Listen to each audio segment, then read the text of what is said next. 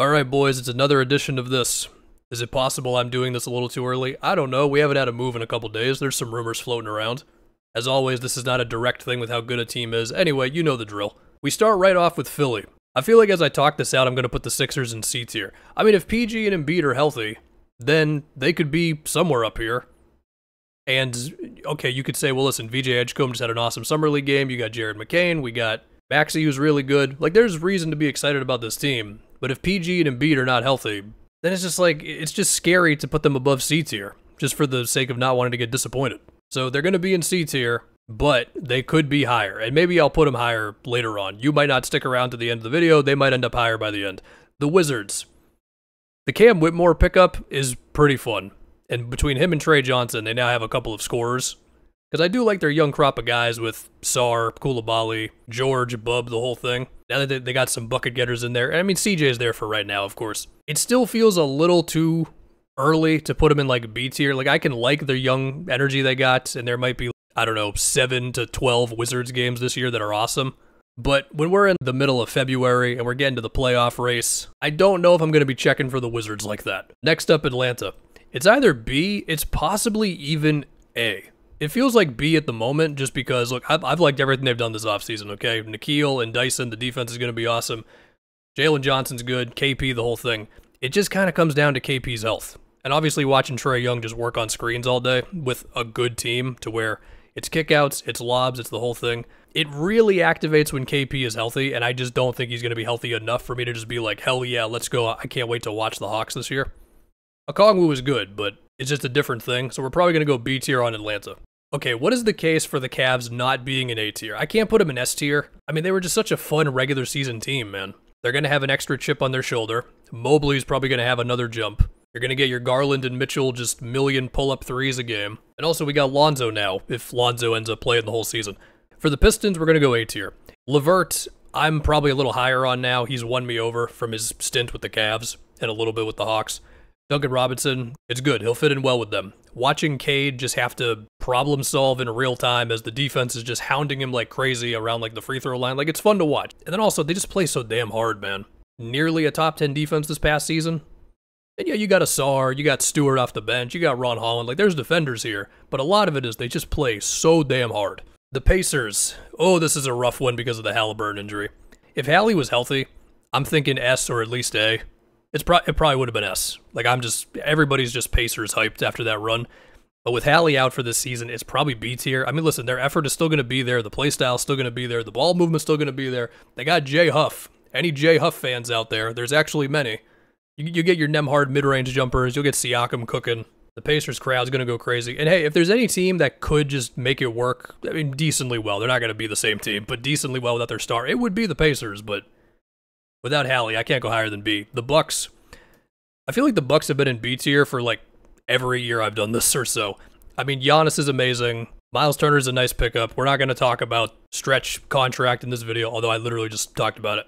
Just watching Giannis barrel his way through 3 or 4 defenders, I don't know, 30 times a game or some crazy number. It just never gets old. But there's only so high you can be when the team, they're cool. And also, just a random one, I just like AJ Green's jump shot. It's just kind of weird in an era where we don't have a lot of weird jump shots on guys who take a lot of threes as well. I don't know what the hell to do with the Raptors, man, okay? We got Quickly, RJ, Scotty, Ingram, Jakob Poeltl on his new contract. It's a lot of good players. And I just don't totally know what the blend of it all is going to be. Like, my fear is that it's like Ingram go cook, and then Scotty try to create something at the free throw line with his drives that turn into post-ups. And then RJ do some like really hard lefty drive, which I guess isn't the worst description I could have for it. You know what? I'm going to put him in B tier because I don't know if this is going to last the whole year, but I just want to see it. I just want to see like all these wings who all want to work with the ball in their hands, even if they've have RJ moving a little bit more off the ball before he catches the ball, stuff like that. Quickly, he's going to go crazy with tough threes. Grady Dick, the same thing. I don't know. I just want to see the Raptors, okay? It might crash and burn kind of early. As far as watchability goes, I don't think they're going to be bad. So yeah, Dallas. Okay. We have to accept the Luka trade, okay? It's easier for me to say that as a non-Dallas fan. It happened. We got to move on. I can't allow that to spoil too much of how I feel about watching this team this year.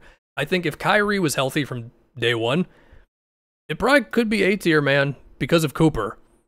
But with Kyrie going to be out for a while, you got Cooper, you got AD, we got a million front court players. You got D'Lo bringing the ball up court. Now, it feels like a B tier and watchability team. Now, if Cooper is just really, really awesome day one, then they could get up there. And if Kyrie is able to get back to Kyrie levels by, I don't know, February or so, then yeah, they could get up there. I feel like I always have the Nuggets at A tier. The offense is always just so fun. And now they got more of a bench. Now, we got this Valanciunas situation where I don't know if he's going overseas, I don't know if he's staying or whatever, but it's great for them that they have a bit more of a bench now with Bruce Brown and Hardaway and Valanciunas, we'll see. But there was something about watching a game where Jokic has to climb back from like a 7-point deficit that he did not create. That would just be kind of fun, at least as a neutral fan. It would definitely not fun if you're a Denver fan. So I don't know what I'm saying. They're going to be A tier. The only reason they're not S tier is because, I don't know. Usually to get S tier, it's make like a big move or whatever. I don't know. I mean, they did make a big move. They got Cam Johnson. You have to make a move that just has me like, oh my God, I can't wait to watch what this looks like. Like, I know what Denver looks like. It's also very great to watch. The Grizzlies, probably B tier. They're still going to be good after the Desmond Bane trade. Like, these guys are amazing at just filling in their roster with talent. And if Ja can get back to peak Ja, which was a few years ago now, then yeah, then we're getting up to A tier. And you can appreciate Jaren Jackson's block shots and his growth on offense, but it feels like they have to win back the momentum that they had a few years ago. And when you get Brandon Clark floaters, you get the Zach Edey, if not Zach Edey roller coaster, then something lower than a roller coaster. I don't know. Sometimes he's just like this physical, imposing dude. Other times he's just kind of floating around out there. I don't know. The Wolves. The Wolves are going in A tier for one simple reason. Well, two. One, I like watching Ants. Love watching Ants. The other reason is they're always in close games. They had the most clutch games of anybody last season, which is why their advanced stats were so weird. They won 49 games and they were top 10 in offense and defense. Like, how does that happen? And when you get teams in the clutch, you just get to learn so much. You just get to see what a team is really made of. They can beat and lose to anybody. Next up, the Spurs. Am I going to put the Spurs in S tier again? I think we're going to go to A. Seeing the growth of Wemby is enough to just go in S tier. Because one day this dude's just going to run the NBA. Of course, he had the blood clot. I think he's going to be ready day one. And then also, we get to finally really see the Wemby-Fox two-man game that, yeah, they played together, but that was when Wemby was already dealing with the clots. We just didn't know what it was yet. Get to see another year of growth from Stephon Castle. We get to see the constant puzzle known as how do we get the most out of Jeremy Sohan, given everything he does well besides shoot. And then also, Dylan Harper's here. I mean, for a lot of teams, Dylan Harper alone might get you into at least B tier. With these guys, he's like the third or fourth player I thought of. And now we go to the Jazz. They're either going to be in D or C. I'm wondering if enough has happened for them this offseason. I'm just going to put them here. Has enough happened with them this offseason? They got Ace. They got Walter Clayton. Everybody likes him. And Keontae, still not an efficient scorer. Collier, better passer. Kessler protects the basket. The Jazz are more interesting to think about than they are to watch right now. Like, yeah, Will Hardy's a good coach. If Ace is really good right away, that can elevate them some, but if you're a Jazz fan, you're like, well, what have the Wizards done to be in C tier when we're in D tier? I'm going to be honest, I don't know. It's just strictly vibes. I don't know. I might just have one bad team in C tier, depending on how Philly's health goes. Man, the Clippers, I mean, they're going to be in B tier. They're too good to not be in B tier. But man, like, we're going to do another year of hoping Kawhi's healthy. Watching Harden at 36 years old do what Harden did at 28 years old, but just not as well, but still pretty damn well. Is that going to really carry me through, like, January? Maybe, maybe not, but the defense is still going to be awesome. And you know what, man? There's just something for a team that's just going to give me a good game. And now the Suns. The Suns might be D tier. Okay, so this team, look, Dylan Brooks, he'll play some defense. Mark Williams will score and grab some rebounds. Bradley Beal, as of right now, has not been, well, obviously he hasn't been traded. He holds the power there. Now we're getting these buyout rumors going around, which I don't know how the hell that works, given how much money he still has to make. The Jalen Green roller coasters here as well. I mean, when they had KD, they basically just became a D tier in watchability. I feel like it's going to be the same thing, man. There could be more just good vibes this season. I will give you that, but they got to prove it to me first. Now we go to the Blazers. You know what? I'm putting the Blazers in B tier, okay? It's just going to be defense. I don't know how good the offense is going to be. We'll see where Scoot and Shaden Sharp get to this season. But it's going to be so much defense, man. After getting Drew, I mean, they were like, what, a top 5 defense last year in the last, like, 30 games? Now, you could say maybe that's just fool's gold and I'm just being dumb. And obviously, they're not going to be as good as, like, some of these other teams here. But it's, like, it's Drew, who, yeah, wasn't as good this past season. Maybe he ages like 2 years in 1 year, but I don't know. Kamara, Klingon, they're just going to be so annoying to play against. I don't know if they're going to be even like a mid-tier offense. Now we have Sacktown. It's probably C. It could even be D, to be honest with you. I feel like the overall morale of just where I think they're going is probably D. But as far as just watching them on a Tuesday, it's probably C tier. Like, you're still going to get DeRozan and Levine making some tough shots. You're still going to get Sabonis playing hard. Maybe Keon Ellis or Devin Carter just pull off some role player magic. I don't know. Maybe Keegan has the offensive jump everybody wants from him. Next, we go to the Knicks, a team that has left a permanent scar in me from these playoffs. They're probably B or A. I don't know. The Knicks just have aura, dude. You can do your whole cat sucks on defense thing, even if against the Celtics. The dude had, at least for the first couple games, like a defensive out-of-body experience. But with Mitch probably being healthy I don't know this whole season, but he's certainly not going to be out for the first whatever months like he was this previous year. Mike Brown's the coach now. I don't know. I don't have any strong takes on Mike Brown going from Tibbs to him. And also, I haven't gotten a chance to talk about this, or I just missed it. I love the Yabusele pickup for them. And I could totally see them messing with lineups where, like, Josh Hart is off the floor. And Yabusele, yeah, I don't think teams are terrified of him as a shooter, but, like, the dude is a better shooter than Josh Hart. Will we continue the Brunson Cat two-man game doesn't happen enough? Yeah, maybe, but it's also cool to just see Brunson find a way in these fourth quarters. Now, I know some people hate watching him because it's foul drawing stuff, and yeah, like, sometimes there's some eye-rolling moments there, but he's mostly just awesome. Then you got OG to just be OG. Okay, the Pelicans, it's either C or D. I mean, if we have a repeat of last season, it's definitely D. I'm going to put him at C tier just because there's so much here between Jordan Poole's going to be chucking up shots now. Zion, when he's out there, we know what he can look like. Among all of this, I'm still hoping to see Trey Murphy have like another jump. Getting to watch Herb just be Herb on defense is always good. Like there's enough here to at least be intrigued by. We could get 20 games in and it's like, oh, this is just, what the hell is this? But I'm willing to go C tier for now. There's potential here. Speaking of potential, we go to the Hornets.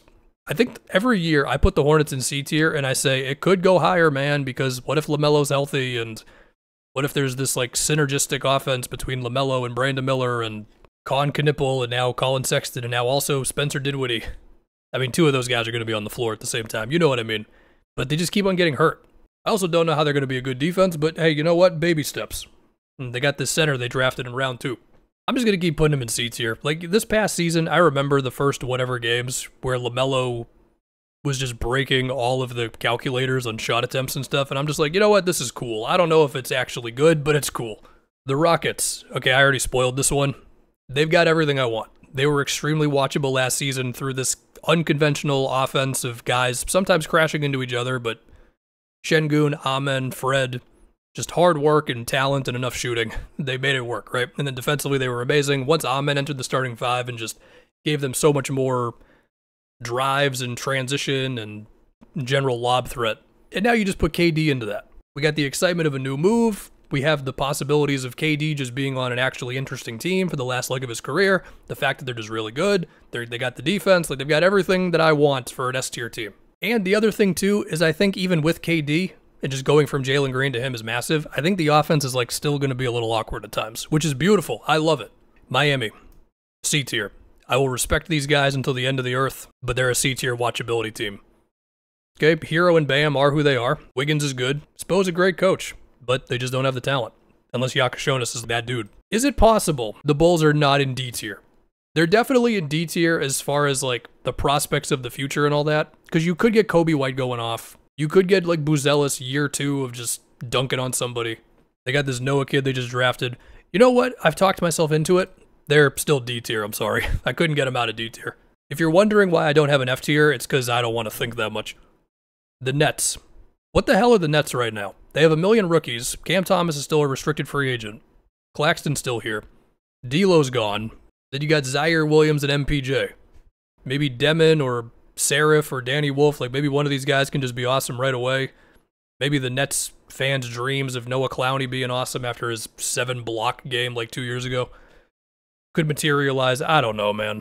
But Jordi Fernandez is a really good coach, and it's fun watching Cam Thomas. So there is a world in which they can be C tier, but it feels like it's not going to happen. So I know for some people, paying attention to the internet around the playoffs, a lot of people did not have fun watching OKC. I enjoy watching SGA cook.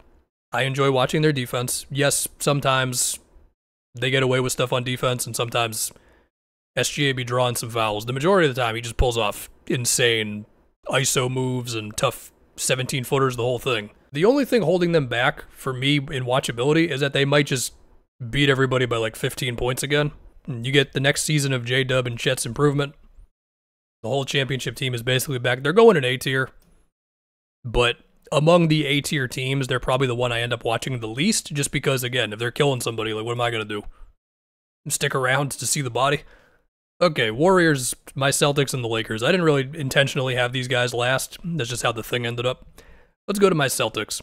I don't know if it's possible for me to remove bias from this, but I'm going to put them in B tier, okay? If you're not a Celtics fan, I could see you having them in, like, C tier of watchability this season. I totally get it.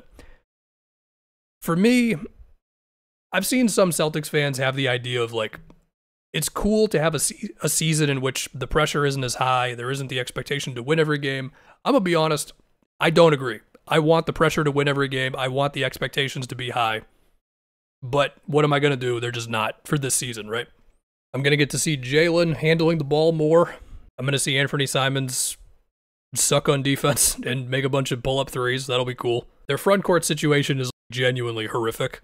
I mean, the amount of stock that I'm putting into this Amari Williams kid that they drafted in the second round, like, it's a crazy amount of hope that I have for this kid. Celtics fans hate Niang. I don't know. They're just B tier. Warriors are probably A tier. I just like watching Jimmy and Draymond play defense and Steph being Steph. But you also get to have a nice sort of adventure with the role players. Like Moody in the playoffs, like his minutes were slipping, all that. Sometimes Pods is a nice ball handler, other times he's just kind of out there. I don't know. Quinn Post just gives him a stretch five. There's still like not many of those in the NBA. They're just kind of fun. The Lakers are also probably A tier. I say this every year, and I acknowledge that I say it every year. Watching a Laker game at like 12:30 with NBA Twitter, it's just fun. It's LeBron. Hopefully, we get to see the DeAndre Ayton roller coaster. We get to see Luka just be Luka. Anyway, the Magic, they're going to be A tier. They're similar to the Pistons. They play really hard. Defense should still be awesome. And now you got Desmond Bane, who can hopefully juice up the offense some. And so when I get a Magic game on, I know I'm going to get Jalen Suggs pressuring the ball like a madman. I'm going to get Anthony Black doing some just basketball IQ stuff while scoring 6 points. And then the thing that just caps it off for them, I get to see Tyus Jones have 4 assists and 0 turnovers every game. Anyway, here we go. Is there anything I really want to adjust? Are the Rockets going to be the only S-tier team for me? There's got to be somebody else that's on an S-tier of anticipation to watch them this season, but I don't know. I don't think so. I think I want to preserve the S-tier. So, there you go, man. Good stuff.